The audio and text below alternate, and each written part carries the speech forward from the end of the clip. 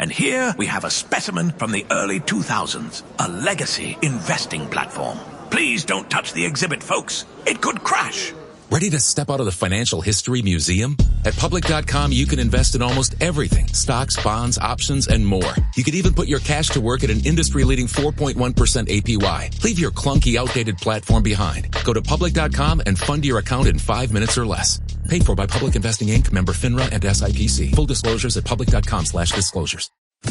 You're listening to Later with Mo Kelly on demand from KFI AM 640. Sam Z is sex doc. He's a Sam Z is sex doc. He's a Sam Z is sex doctor. Sam on the tour with Mo. Sam Z is sex doctor. Yeah, the sex doctor Sam Z is in right now. So listen up to KFI's Later with Mo Kelly. La la la la, later with Mo. Sam Z is sex doctor. La la la, later with Mo. KFI AM 640. The sex doctor is in. Sam Zia, let's get to it. Father's Day is almost upon us. I shudder to think how you're going to connect some of these dots, but what are we talking about tonight? Well, I want to know if how many people here know their origin story. Yes, I know about the night in which I was conceived. Okay, so you know details. You know, like what happened. Unfortunately, yes. Okay, for better or for worse, right. You know. Now, usually when people think about it, I'm sure everybody has mixed feelings about it, to say the least. Some people are like, there's no bigger ice bath on being turned on than thinking about your parents getting it on. Right. You know, things like that. Now, I'm okay with it. I'm cool with it. I'm cool with being walking, talking proof that my parents porked in the 70s. Huh? Exactly. But now, only thing I really don't want to know is what position they were in. That's all I don't need. That's the only thing you don't want to know. I can think of a lot that I don't want to know. No, I don't. That's the one thing, because that position would forever be banned in my head, and I don't like that idea. I like keeping things open, and whatever position suits the need, you take it. Now, most of us associate our origins with our parents having sex. And the nights that they were conceived. And that's how I was for almost my entire life up until about a month ago, where I was driving up Ventura in the Valley, and I was going to pick up my kid from school, and I flashed back to a conversation I had with my parents. One of our mutual friends actually was there, Mona Sheikh. She's wonderful human, love her to death. She asked questions to my parents that I never even thought about asking, and it unlocked a lot of answers that I didn't actually realize. And she really got in depth on how their actual origin story went. And it made me realize that my origin story didn't start the night I was conceived. It was years before. Now, my mom was set to marry some other guy. And arranged marriage? Yeah, arranged marriage back in the day. And she just didn't like the guy. She liked the guy. She was friendly, nice enough guy. They're still, like, my parents and them are still friends. Totally, like. Tell us about your ethnic background so people know. My parents were from Iran. I was born out here. I was born in Cleveland. Cleveland. So, I've never been out there. I've never seen anything out there. This is the only home I've ever known. But my parents moved from out there, and my parents grew up back in a time when Iran was very much Americanized. It was. This is before the fall of Shah. Way before the fall of the Shah in the 1980s, and Khomeini and all the hell that he unleashed, and all the stuff that's still being unleashed over there. It was much more Americanized, and it was much more people were allowed to go out with each other and hold hands and, engage with each other and, having relationships. Now, my mom called off the marriage, told her dad that she didn't want to do it. They called off the marriage. Now, my dad was friends with her the whole time. Like, they've been friends throughout high school and everything. He was stuck in the friend zone. My dad was in love with her the whole time, friend secretly. Zone. But he also knew he was friend zoned, and he was like, I'm okay with just being friends, and I'm just going to be cool with this. Now, I didn't have enough wherewithal in my younger years to ask my parents the questions to get to this point. And later on, these questions came up, and it was great, the answers that they gave, because I got to see something really cool. My mom, initially, when my dad said, hey, she was trying to figure out what she wanted to do, and my dad was like, well, why don't you marry me? And your dad said it to your mom. Yeah, my dad said, like she didn't know what she wanted to do with her life after she broke things off. And so my dad was like, why don't you marry me? And my dad, he's, 5'7", I've seen other Persian guys that were more handsome, more attractive. But he's this dude with this lip umbrella mustache. I for my entire life has never seen my dad's upper lip. So my dad is cool. He's a funny guy, but I'm like, dude, how did a goddess physically and emotionally and the way that she just is? My mom, it was gorgeous. She's got game. Yeah. No, and it's not just game. The specific line, I didn't realize how much game my dad had. The line he used to get my mom was epic, legendary. It's some of the best poetry I've ever heard in my life. My mom said, I'm sorry, I don't love you enough to want to marry you. Ooh. And my dad said, I'll promise I'll love you enough for the both of us. Ooh. Damn. So instead of thinking of the cold shower that is the moment that my parents boned in the 70s. Excuse me? I now associate my origin story with something way cooler than that. Mm-hmm. With the moment that my dad showed the courage and took a chance on someone who was so far out of his league and nailed it. But see, that's the best part, if only because he didn't have anything to lose. He was not going to be knocked out of the friend zone by shooting his shot. Yeah. He took a shot and it worked. They're still together 50 plus years later. I mean, that's amazing. And while I was driving up to see my kid, I burst into tears because it occurred to me, without that line, I don't exist. The kid that I'm going to pick up from school doesn't exist. That's my origin story. Now, for a lot of people thinking back to like my parents had sex one day and that's enough to make me, goodbye erections for the next 20 years. But this makes it so now I associate my origin with something that doesn't have any religious shame or any kind of bugaboo about it. I'm cool with looking at my origin story as being the moment that my dad took a chance on somebody who was way out of his league. We got to go to a break. Stefan, do you know your origin story? I do not and don't want to know. Okay. Mark Ronner, do you know your origin story? I'm sure it was my dad asking my mom if she had change for a 50 or something like that. Well done. Well done. I don't want to know. Okay. I don't know about Tuala. I don't know if he can hear me right now. I think he's working on the podcast. I know mine. I just very quickly, my mother had come out to California. They were in process of moving to California from Washington, D.C. My father had set up a house out here with one of his cousins. My mom was living out here by herself for a while with my older sister. My father was finishing up things in D.C. Then it was like maybe 6 months or so that they were physically apart. He comes to California to visit and then go back and I think maybe pack up the house or something like that, as the story's told to me. And they had one night in which they were to catch up. That's my phraseology of it. And so they know that was the night in which I was conceived. They were just, I guess, hot and horny for each other and hadn't seen each other in 6 monthts. I mean, look, that's what it was. Yeah. Are we all grown? Yeah, that's what it was. Now, I have a fun part, and we'll go to break. I know we're running behind. But I went and looked at what song was number one around the time I was conceived. And chances are my parents were having sex. Don't say Marvin Gaye. No, to MacArthur Park. Donna Summer? Yeah, that was number one song in America at the time I was conceived. Oh, not even the Richard Harris one? Come on. Nope. MacArthur Park is melting in the dark. Someone left the cake out in the rain. Yeah. You know what's great about your investment account with the big guys? It's actually a time machine. Log in and zoom. Welcome back to 1999. It's time for an upgrade. At public.com, you can invest in almost everything. Stocks, bonds, options, and more. You could even put your cash to work at an industry-leading 4.1% APY. Leave your clunky, outdated platform behind at public.com. Go to public.com and fund your account in 5 minutes or less. Paid for by Public Investing Inc., member FINRA and SIPC. Full disclosures at public.com/disclosures.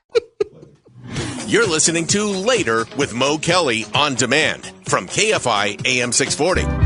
KFI AM 640 YouTube. It's Later with Mo Kelly, and the sex doctor is still in Sam Zia. We're talking about, in a roundabout way, Father's Day. love and relationships and sexuality, conception. Where else are we going tonight? Origin stories, basically. And we talked in the last segment about origin stories, and I had to do the math, tracing back the from my birth to the point, I was born premature by 2.5 months, so I had to go 6.5 months. Wow, I didn't know that. Oh yeah, no, I was 10 weeks early. I went home the next day. Apparently, I was totally healthy and everything. Really cool. Different world. No. Yeah. No, nowadays everybody and other kids at that time were being incubated longer, and I was healthy enough to go. I could move my head. I was looking up and all of that stuff. I was 2.5 weeks early and I was 6 pounds. I was underweight. I was small, but then I filled up nicely. But then,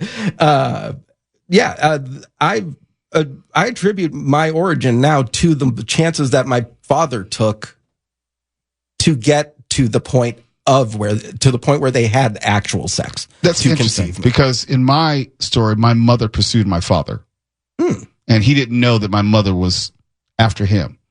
The legend was that she brought her mother to a parents' weekend, and she went to her mother and said, "See that little boy over there? I'm going to make him mine." And my father, who had a girlfriend at the time, had no idea that his life had been written for him. Yeah. Yeah. They scheme. They fun. plot and plan. Yeah. The woman has already chosen you, Sam. You don't even know it.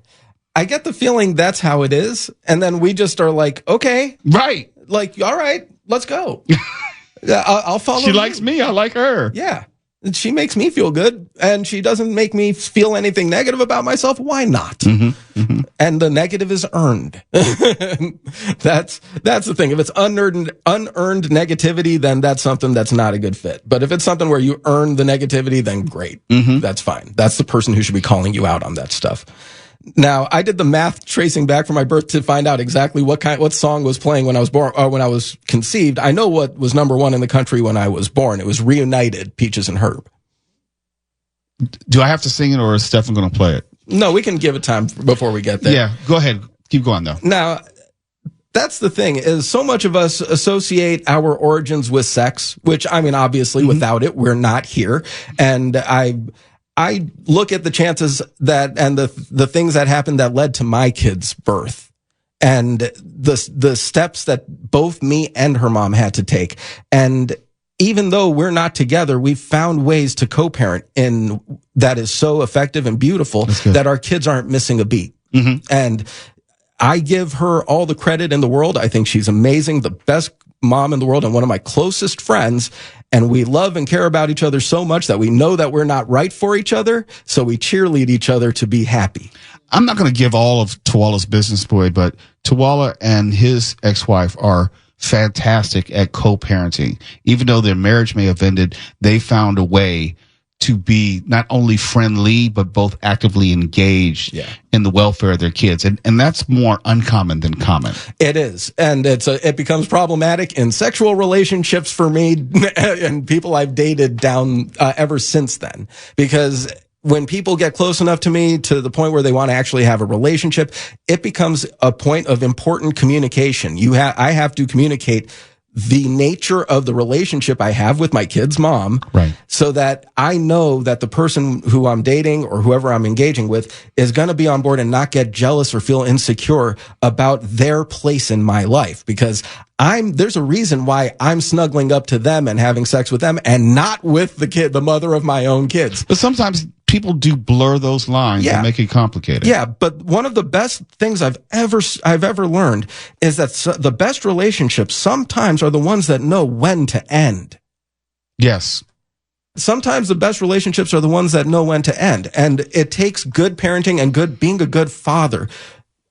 A great lesson that I learned: the job of a dad is to love the mom regardless of whether you're with her or not. Right. Because their happiness is contingent, your kid's happiness is contingent on their happiness and your individual happiness as well. So as a father, it's important to cheerlead the mom, whether you're not with them or not, just like you would expect them to cheerlead for you to be happy as well. To the dads, making it work is good co-parents and balancing things out with hardworking moms, dads doing it on their own, single dads. Stepdads picking up the slack for hardworking moms. Let's hear it for the stepdads. Stepdads, you get all of the love here too. Happy Father's Day to all of you. And seriously, happy Father's Day, Dad. You're listening to Later with Mo Kelly on demand from KFI AM 640.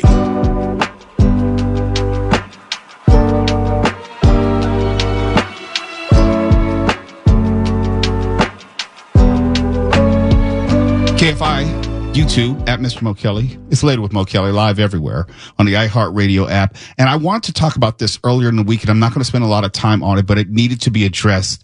The suspension, and then the eventual firing of now former ABC News correspondent Terry Moran. And opinions about it were all over the place. If you don't know, Terry Moran, late one night, put the screed on social media about the Trump administration and Stephen Miller, and was very personal. And it wasn't about the content. It was how people were reacting to, like, well, can he do that? He's on his free time. It's his personal social media. And I try to talk about media literacy. It's like, well, these other anchors can always give their opinions, and they don't understand that first Terry Moran was broadcast news. There's a different expectation. There's a different, there are different laws governing the FCC as far as how you deliver news. Different contract situations for people who work for broadcast as opposed to cable. Cable is just opinion and editorial. It's not guided in content by the FCC. And I always make this analogy where, it could be MSNBC, it could be Fox News, it could be Comedy Central. They're all cable. They can talk about news however they want. They're not held to any external editorial standard. But with broadcast news, you have to make it very clear. I'm Walter Cronkite, and this is my editorial on the Vietnam War. It's very, very different where you turn on cable news. Yeah, this is what I think. So-and-so's an idiot. So-and-so's an idiot. And by the way, vote Trump. You can have cable news hosts show up to Trump rallies, and it's not illegal. Yes, there are questions about whether you should, but it's not specifically crossing a line. And I've worked in many positions as an actual journalist, as in news, as in who, what, where, when, why, how. I don't work in that capacity now. I'm an on-air personality. So I'm supposed to give my opinions and riff on the news. Now, when there's breaking news, I try to keep it more down the middle. I'm just letting you know what's going on.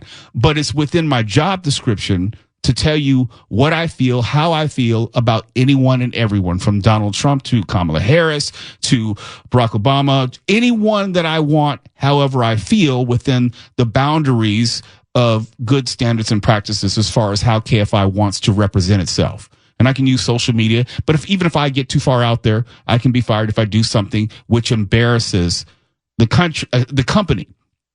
Terry Moran was a traditional broadcast journalist. He doesn't and did not have that type of latitude. And people need to understand, just because you're not at your job or on your job, you are still representing your job.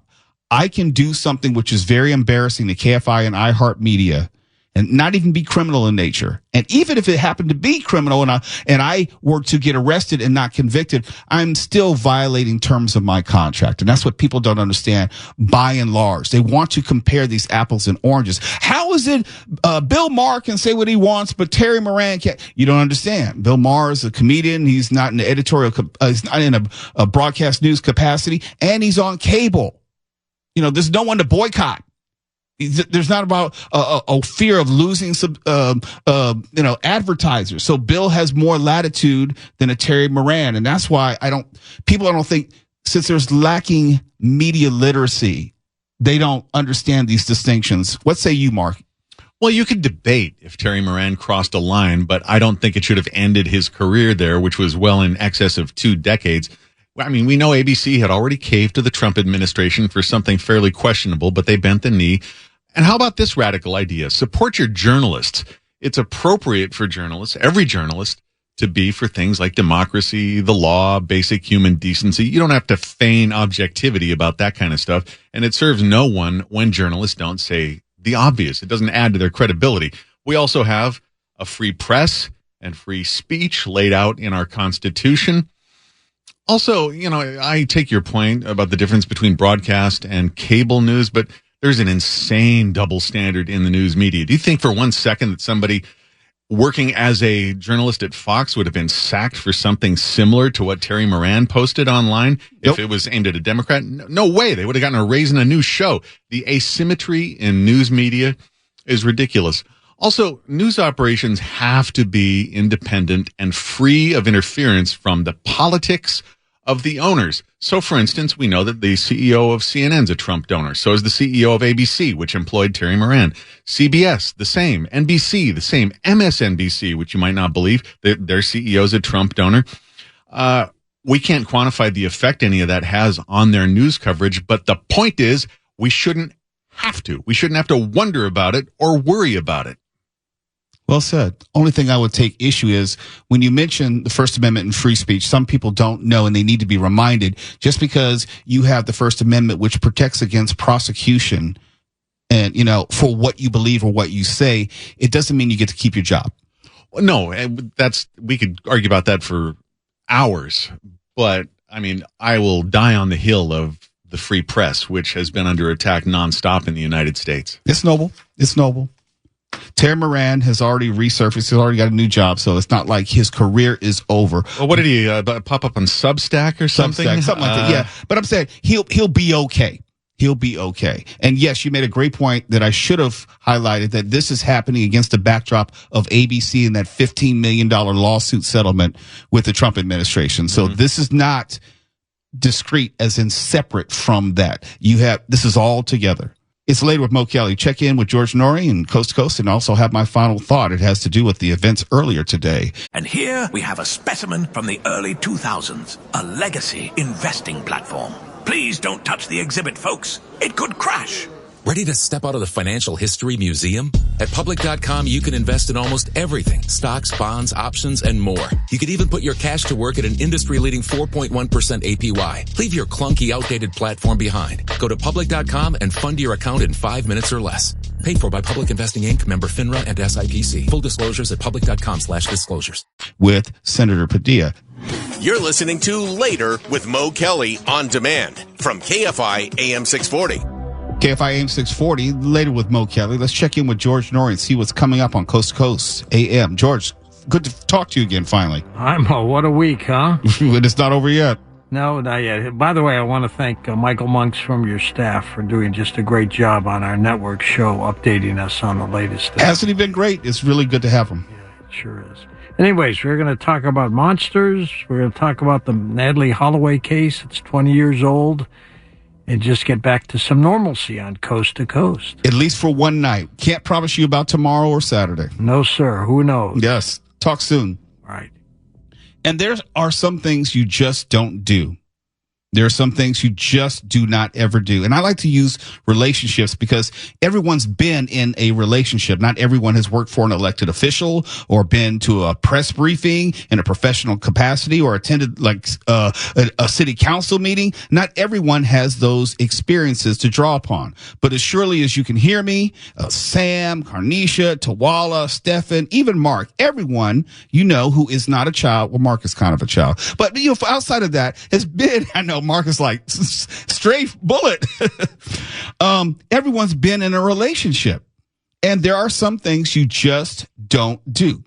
Like, for example, and I have the sex doctor here with me. He may or may not agree. You don't invite exes to your wedding. You don't date exes of your friends. And they're not hard and fast rules, but put it this way. It's like it's put on a wedding invitation right next to formal attire, reception at 4 p.m., no kids or people who you've previously slept with the bride or groom. It's not a hard and fast rule, but what is it? It's a courtesy. It's a level of respect. It's a norm. It's a tradition that most of us kind of know.